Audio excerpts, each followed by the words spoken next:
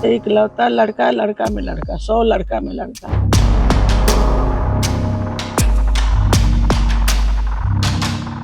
हमने इधर देखा पहले, मैंने कोई किसकी चीख आई है, जहाँ किसकी चीख आई। फिर हमने ऐसे देखा उसको जाके, तो वो इस पर दोनों हाथ उस पर चिपके हुए थे।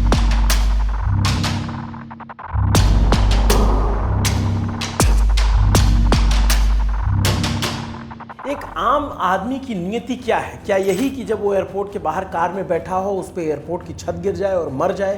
क्या यही कि कहीं ट्रेन से जा रहा हो तो हादसा हो जाए, हादसे का शिकार होकर मर जाए? या ये कि किसी सत्संग में जाए तो भगदड़ के पैरों तले कुचला जाए? या फिर ये कि घर से बाहर जरा सा कदम रख ले तो खुले में दौड़ते करंट की चपेट में आ जाए, मौत हो जाए? क्या यही नियति है आम आदमी की, बैठे ठाले मर जाने की नियति? इंसाफ के नाम पर एफआईआर होती है, किसके नाम किसी को नहीं पता, सजा किसे मिलेगी वो भी नहीं जानते। शासन प्रशासन मूक दर्शक बना है, हादसों में जान गंवाने वाले महज आंकड़े बनकर रह गए हैं। क्या ये नियति है कि नंबरों की शक्ल में सरकारी रजिस्टरों में दर्ज हो जाना है, नेताओं के ट्वीट्स में जगह पाकर मरणोपरांत कृतार्थ हो जाना है? क्या यही नियति है? अगर ये नियति है तो हम ऐसी नियति को मानने से इनकार करते हैं। हबीब जालिब ने लिखा था, ऐसे दस्तूर को सुबह बेनूर को मैं नहीं मानता, मैं नहीं जानता। हम पढ़ रहे हैं, आप सुनिए और समझिए सरकारी तंत्र के पंगुपने को। उनको मतलब नहीं है कि बारिश में डूबती सड़क से, उनको मतलब नहीं है खुले में दौड़ते करंट के तारों से, उनको इससे भी मतलब नहीं है कि कोई उसकी चपेट में आकर कोई नीलेश मर जाता है, किसी के लिए लिख दिया जाता है रेस्ट इन पीस नीलेश। यहाँ तो पीस भी मैसर नहीं था। 26 साल के नीलेश राय दिल्ली के पटेल नगर में 22 जुलाई को दोपहर 1 बजे रेजिडेंट सोसाइटी के गेट से चिपके पड़े मिले। ये तस्वीर आई और तस्वीर ने हमें झंझोड़ा है। आपको हो सकता है कि ये अखबार के किसी छोटे से कोने में दिख गई हो, लेकिन ये तस्वीर राजधानी दिल्ली के माथे पर कलंक है। इस बात का कलंक है कि कोई माँ अपने बच्चे को भेजती है पढ़ने के लिए दिल्ली और वो सरकारी अव्यवस्था की लापरवाही में मारा जाता है। गेट के बगल में लगे बिजली के खंभे के तार से वो चिपक जाता है और उसमें जब करंट उतरता है तो उसकी जान चली जाती है। सड़क पर पानी भरा था। नीलेश ने किनारे से निकलने के लिए गेट पकड़ा और गेट में हाई वोल्टेज करंट लगा था। खंभे से उतरकर करंट जो है वो गेट में आ रहा था। नीलेश को संभलने का मौका नहीं मिला। 900 किलोमीटर दूर घर और अपनों को छोड़कर कलेक्टर बनने का सपना लिए दिल्ली आए नीलेश की मौत हो गई और इसी लापरवाही के खंभे ने उनके घर पर संदेश भेज दिया कि ललना डीएम ना बन पाएंगे। एक गाना चल रहा है ना कि ललना डीएम हुई, जिस पे पूरा देश झूमता है। उस खंभे ने वो संदेश भेजा। एग्जाम का प्री क्लियर कर लिया था। आप समझिए कि मेधावी छात्र, अब मेंस की तैयारी थी, साथ में नौकरी करते थे। नीलेश की मौत पर संवेदना से ज़्यादा राजनीति हो रही है। सब अपने सुविधानुसार आरोपी तय कर रहे हैं, लेकिन किसी को इतनी फुर्सत नहीं कि मौत की वजह क्या है, असली जिम्मेदार कौन है, क्यों उनकी जिम्मेदारी और जवाबदेही नहीं तय की जा रही है और क्या कोई उनके माँ बाप का हाल जाकर लेगा। गाजीपुर में जो है वो क्या सोच रहे हैं। नीलेश राय मूल रूप से उत्तर प्रदेश के गाजीपुर के रहने वाले थे। जैसा कि बताया, यूपीएससी की तैयारी करने दिल्ली आए थे। 3 साल से तैयारी कर रहे थे, अब जाकर के सफलता हाथ लगने लगी थी। सुबह उठते, पढ़ते, नौकरी पर जाते, वापस आते, फिर नींद आने तक पढ़ते। मेहनत रंग लाने लग गई थी। प्री निकल चुका था, मेंस आगे भी निकल जाता, हो सकता है इंटरव्यू भी क्लियर होता। लेकिन 22 जुलाई की सुबह नीलेश की आखिरी सुबह थी। चाय पीने के लिए पीजी से निकले थे और जब पीकर लौट रहे थे तो तेज़ बारिश हुई। सड़क पर पानी भरा था। नीलेश को करंट लगा, उनकी जान गई और ये तस्वीर आई। और इस तस्वीर ने जब लोगों को झंझोड़ना शुरू किया तब बजट का सेशन चल रहा था। देश में बड़े बड़े इंफ्रास्ट्रक्चर की बात हो रही थी और राजधानी के इंफ्रास्ट्रक्चर ने किसी की जान ले ली एक हाई वोल्टेज करंट से।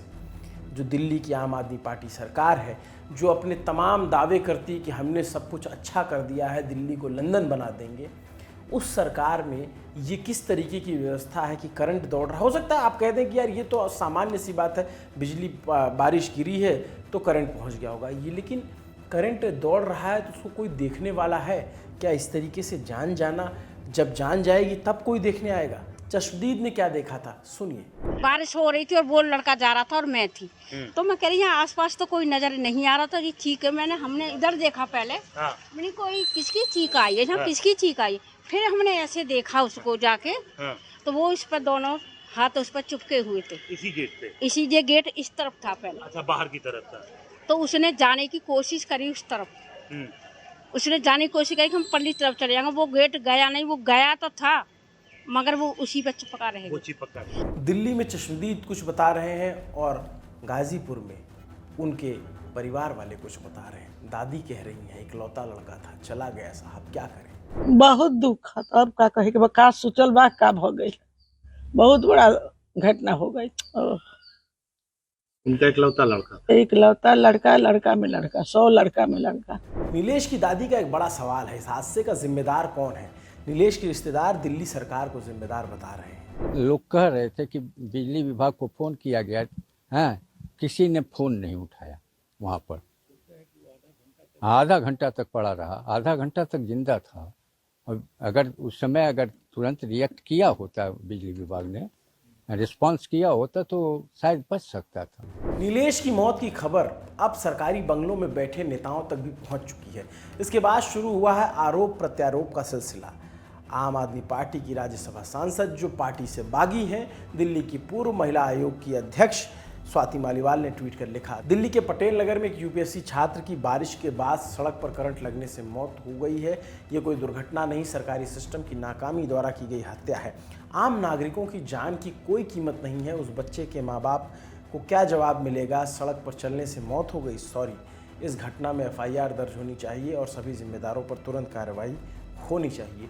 ये स्वाति मालीवाल का ट्वीट था। उसके बाद बीजेपी नेता मनजिंदर सिंह सिरसा ने भी दिल्ली सरकार को घेरा, कहा ये तस्वीर यूपीएससी की तैयारी कर रहे एक होनहार छात्र की है जिनकी दिल्ली के पटेल नगर में पानी से भरी सड़क पर करंट लगने के बाद मौत हो गई। केजरीवाल सरकार की लापरवाही और अक्षमता एक और युवा की जान ले ली है। ये कोई दुर्घटना नहीं, ये सरकार की असंवेदनशीलता और अपर्याप्तता के कारण हुई हत्या है। हम इस अन्याय तक चुप नहीं बैठेंगे, हम न्याय की मांग करते हैं।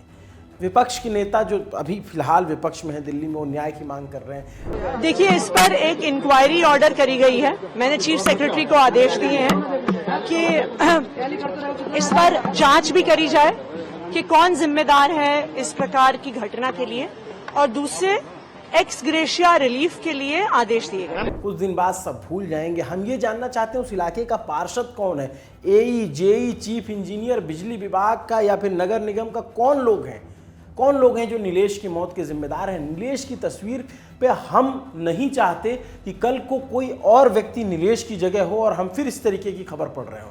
रंजीत नगर थाने में भारतीय न्याय संहिता बीएनएस की धारा 106, 1 और 285 के तहत मामला दर्ज हुआ है, लेकिन ये नहीं पता चल रहा है कि आरोपी कौन है। दिल्ली का नगर निगम, बिजली विभाग, एई, जेई, इंजीनियर कौन है, लाइनमैन, लचर सरकारी व्यवस्था, इसकी जिम्मेदारी किसकी है, किसी को नहीं। सबको कोर्ट के कटघरे में खड़ा होना चाहिए और जवाब देना चाहिए, कोर्ट को पूछना चाहिए, क्योंकि ये घटनाएं साल दर साल होती जा रही हैं। बीते साल याद कीजिए, जून महीने में कुछ ऐसी घटना हुई थी। 34 साल की साक्षी आहूजा अपने परिवार के साथ नई दिल्ली स्टेशन पर चंडीगढ़ जाने के लिए पहुंची। सड़क पर पानी भरा था। साक्षी इलेक्ट्रिक पोल का सपोर्ट लेकर आगे जाने की कोशिश करने लगी, लेकिन जैसे ही पोल को छुआ उन्हें करंट लगा। कुछ ही पलों में उनकी मौत हो गई। तब भी आईपीसी की धारा 287 और 304 के तहत मुकदमा दर्ज हुआ था, लेकिन साल भर गुजर गया है, कोई कार्रवाई नहीं हुई। मुझे लगता है दोषी ही नहीं मिला होगा।